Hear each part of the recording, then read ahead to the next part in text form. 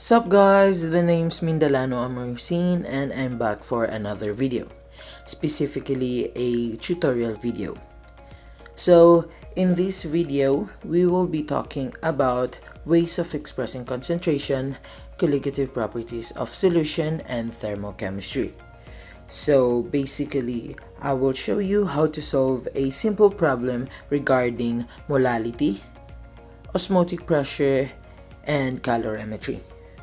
So first up is the molality. Molality is a property of solution and defined as the number of moles of solute per kilogram of solvent. So the key equation for molality would be moles of solute over kilograms of solvent. So let's proceed on solving a simple problem regarding molality. Find the molality of a solution that contains 128 grams of methanol in 108 grams of water. So to solve this one, we need to convert the grams of methanol to moles of methanol using the molar mass. So it will be determined by taking 1 carbon, 1 oxygen, and 4 hydrogen. Sum it up and we'll have a molar mass of 32.05 grams of methanol. So since we have the molar mass of the methanol, so to get the moles of solute, we just need to do this one. Cancel out, calculate that one, and we'll have a 3.99 mole of methanol. So the only since we have the moles of solute, the only problem would be the kilograms of solvent. So since we have 108 grams of water, and since we are looking for kilogram, we just need to convert it into kilogram. So to do that, we have to do this and that. So 0.108 kilogram of water. So we have the moles of solute and we have the kilograms of solvent. So calculate that one, 3.99 mole of methanol over 0.108 grams of water, and we have the molality, which is 36.9. So moving on, let's talk about the osmotic pressure. So osmotic pressure is a pressure associated with water movement during osmosis.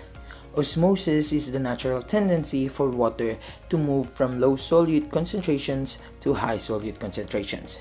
So the key equation would be pi equals to IMRT, which pi is stands for osmotic pressure, and I for the Van 't Hoff factor, which is a number of things that your compound is gonna split into.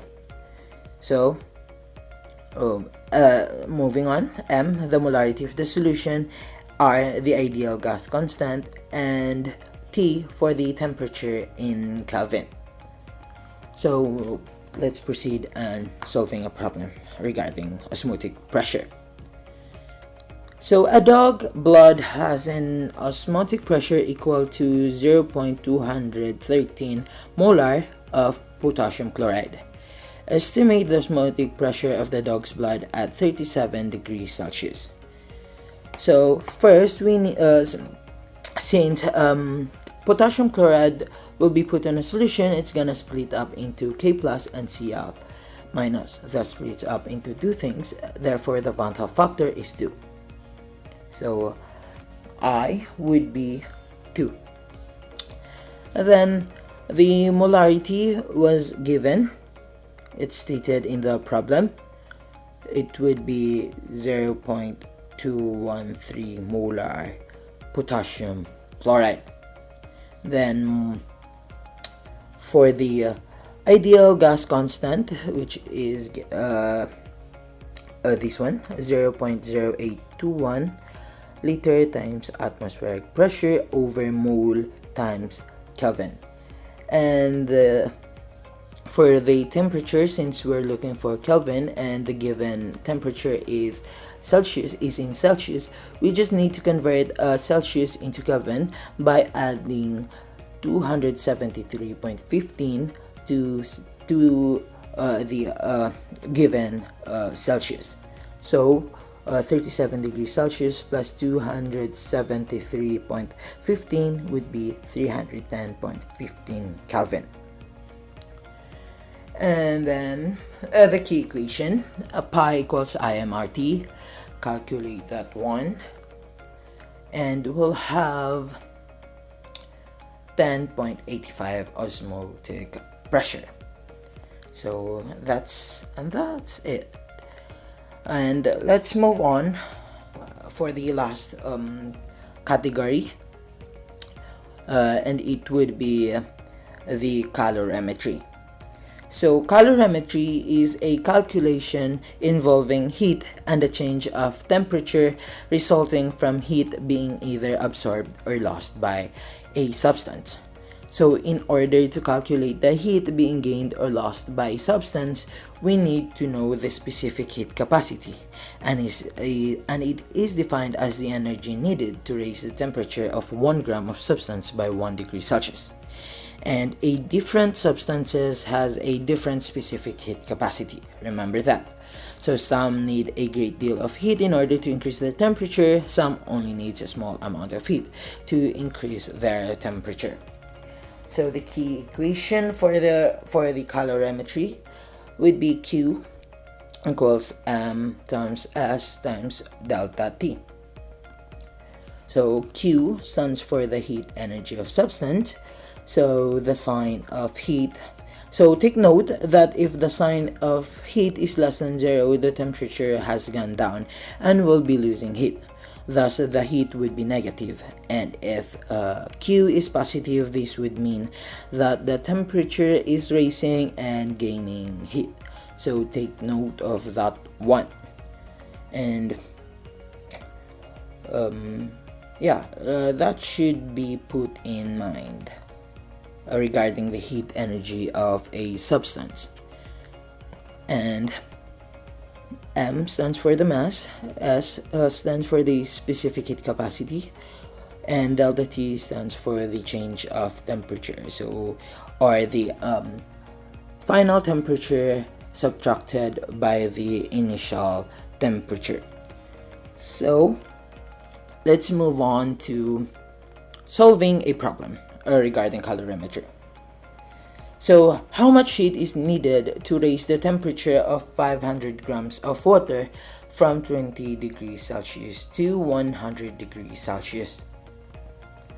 So first we need to know the specific heat capacity, since we're looking for the specific heat capacity of water, and since different substance has different specific heat capacity and we're looking for the specific heat capacity, the specific heat capacity for water would be 4.18 joules over grams times degrees Celsius.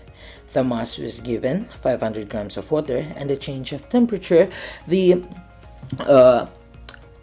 final temperature subtracted to the initial temperature, which is 100 degrees Celsius minus 20 degrees Celsius, and we'll have a 80 degrees Celsius.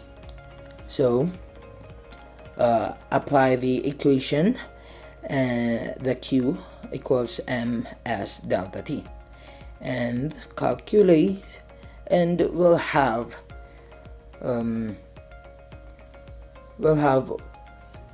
calculate this one, and we'll have 167,000 joules. So that is the heat energy substance, that is the heat needed to raise the temperature. So that's all, I guess. Thank you for watching, and I hope you've learned something from this video and helped you understand solving a simple problem regarding molality, osmotic pressure, and calorimetry. So thank you for watching. Happy learning!